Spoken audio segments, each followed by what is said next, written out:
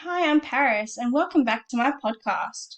Today on my podcast, we'll be discussing my experiences of approaching concepts of PE and how to teach this in the classroom to promote inclusivity of skills in theoretical and practical concepts to improve students' well-being.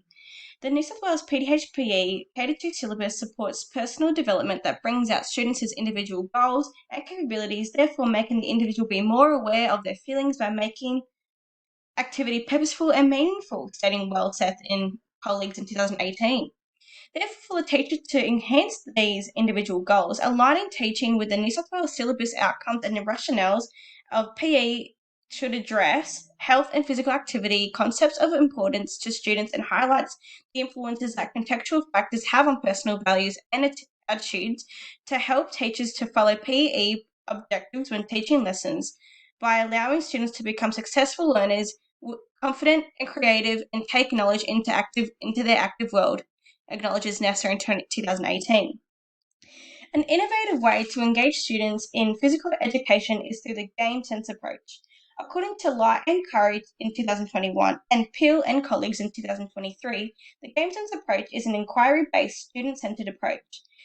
The game sense approach is addressed in three parts: knowing what to do in the context of play, knowing how to do it, and the ability to execute the movement successfully. These parts are met through modified games, as this encourages consistent student feedback to improve skills by creating an environment that allows for mistakes to be acceptable and therefore is a progress of learning.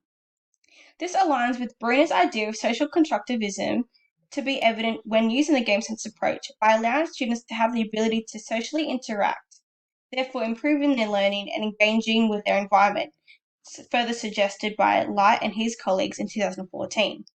In the K-2 PDHPE syllabus, the three strands are seen when using the game sense approach.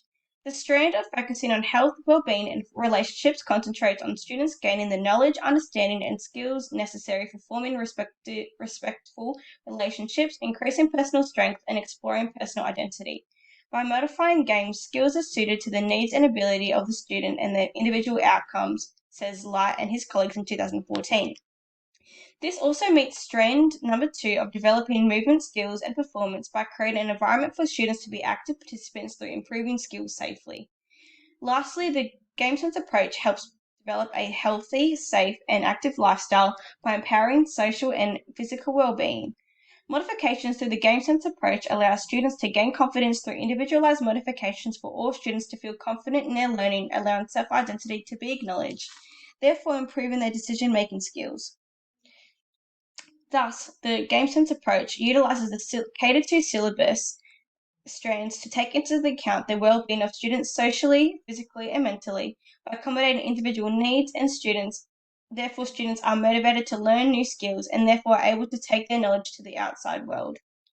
Within week 1, we address the relationship teachers need to build with students by understanding their capabilities through the 3-step process of the fundamental movement skills development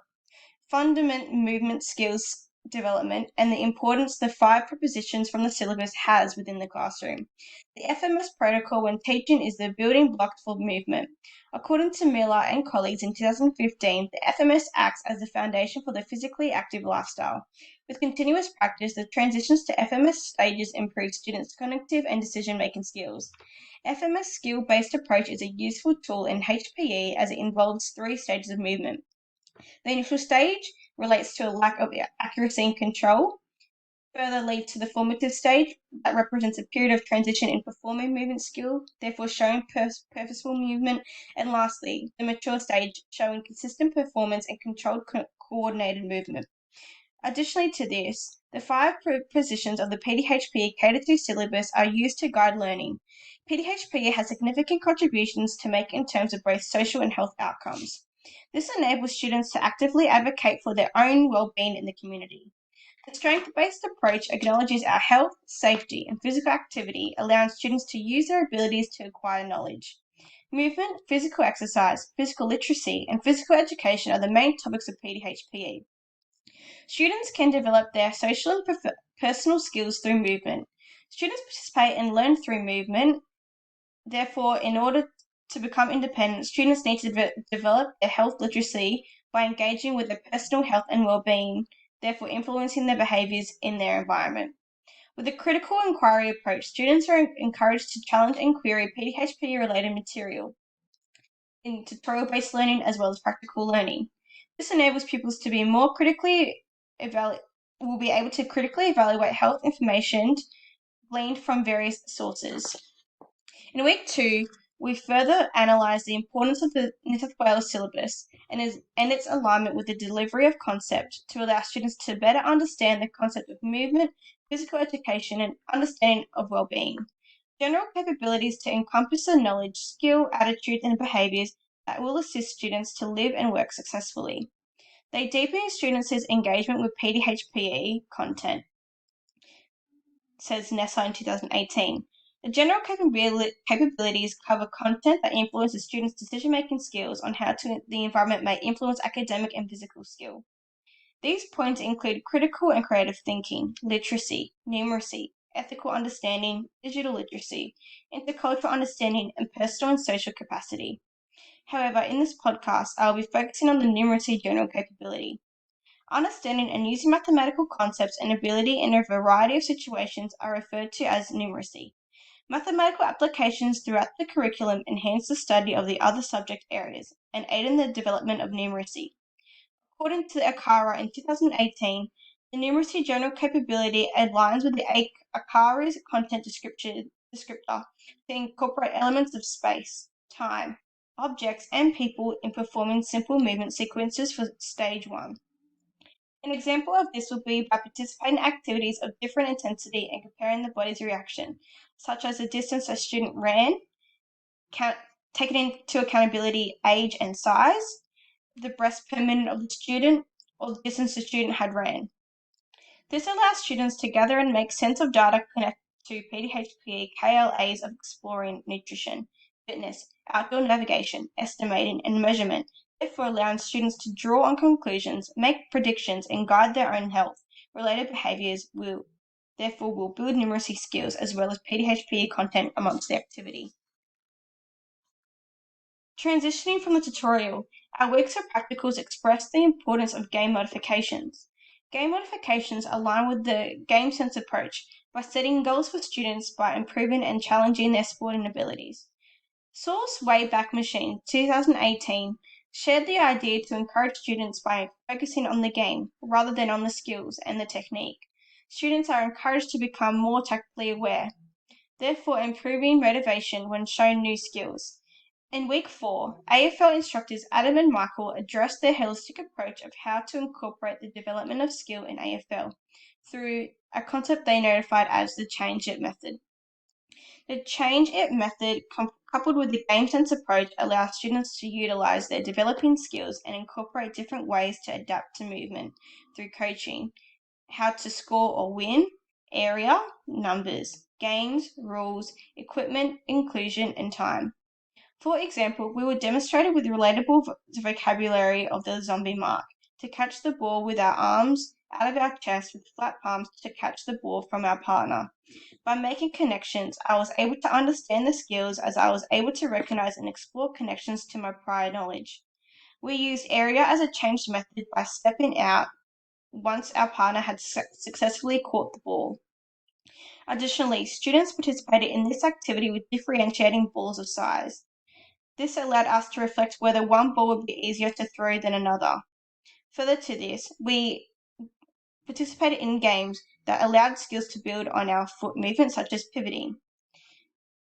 By collaborating these skills, allowed us to further contribute to further contributed to our motivation to students, therefore aligning with Zalchek's 2021 idea that by allowing a variety of activities and atmosphere to determine student management and behaviour performing skills, students are able to build on the ability to adjust and comprehend and use their environment through equipment and area to encourage participation with the zombie mark skill. In our following week, we were able to reflect on the previous weeks on processing skills such as the zombie mark. We participated on repeated practice to master the skill on new and developing skills. During this approach, teachers have the responsibility to allow students to achieve success by utilizing light and colleagues 2014 idea of engaging with the environment to take in cues for what is happening around them to make decisions on movement. Once we were given the opportunity to teach an activity to the class, it was important to familiarize ourselves with vocabulary, language, and learning intentions appropriate for the year group. The game that we had been given, I believe, was appropriate for a Stage 2 class. Therefore, our intention was to express purposeful instruction that is easy to understand and was relatable to the students, therefore reflecting back on the zombie mark from our prior week. This idea aligns with McCannon and Penny 2013 by stating verbal language allows diverse experiences and conversations to engage with learning. This can be seen as by utilizing verbal cues that are relatable, like the zombie mark, create an engaging environment for the students and therefore making it relatable and understanding, therefore it was language appropriate. This can be seen when I was explaining the hand placement on the ball through a step-by-step process, such as the nose facing forward, hands on the ears, and chin facing down. This allowed students to question their engagement as they were trying to understand how this may work from their perspective. Therefore, they were engaged with questioning through the explaining process.